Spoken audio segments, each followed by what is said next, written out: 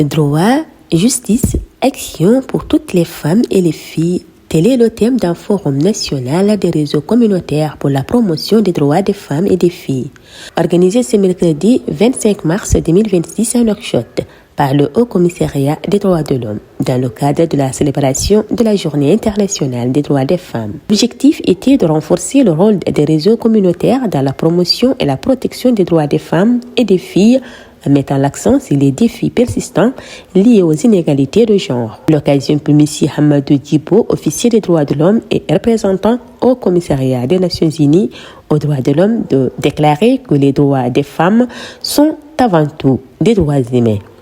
Pourtant, dans de nombreuses communautés, les femmes et les filles continuent de faire face à des obstacles persistants. Un accès limité à l'information sur leurs droits, des difficultés dans l'accès à la justice ainsi que des violences et discriminations qui entravent leur pleine participation à la vie sociale, économique et politique.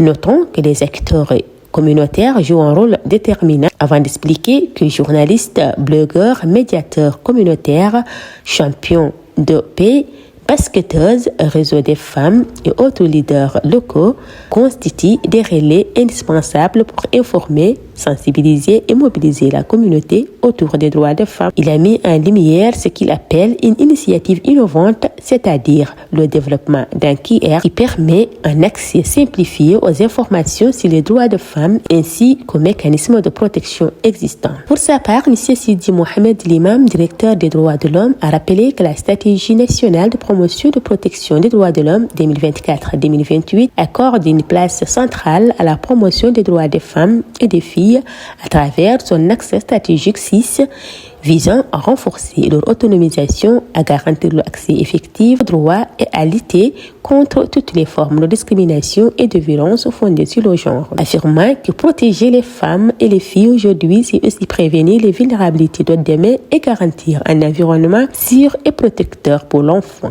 Une femme ou une fille qui connaît ses droits est mise à même de se protéger, de demander justice et de faire valoir sa dignité, a-t-il noté, expliquant qu'une communauté informée est mieux outillée pour prévenir les violations et orienter les victimes vers les mécanismes de protection appropriés. Il a souligné que l'initiative de KR, Code national, répond précisément à cet enjeu. Au cours de cette rencontre, deux thématiques ont été mises en évidence par des experts dans le domaine. Le premier, promouvoir la connaissance des droits des femmes dans les communautés, et le deuxième, les mécanismes de protection et de prise en charge de VBG, services disponibles et prise en charge, présenté par M. Khaled Cheikh Babacar, expert en droits de l'homme, et Simon de Asma.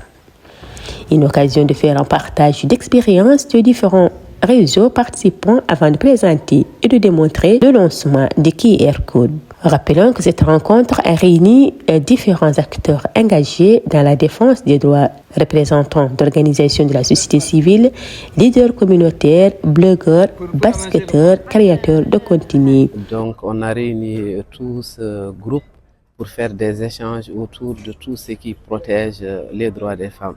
Dans le cadre de cet atelier qui nous réunit, nous avons plusieurs intervenants qui vont développer leur intervention autour des axes de l'accès, du droit et de la justice.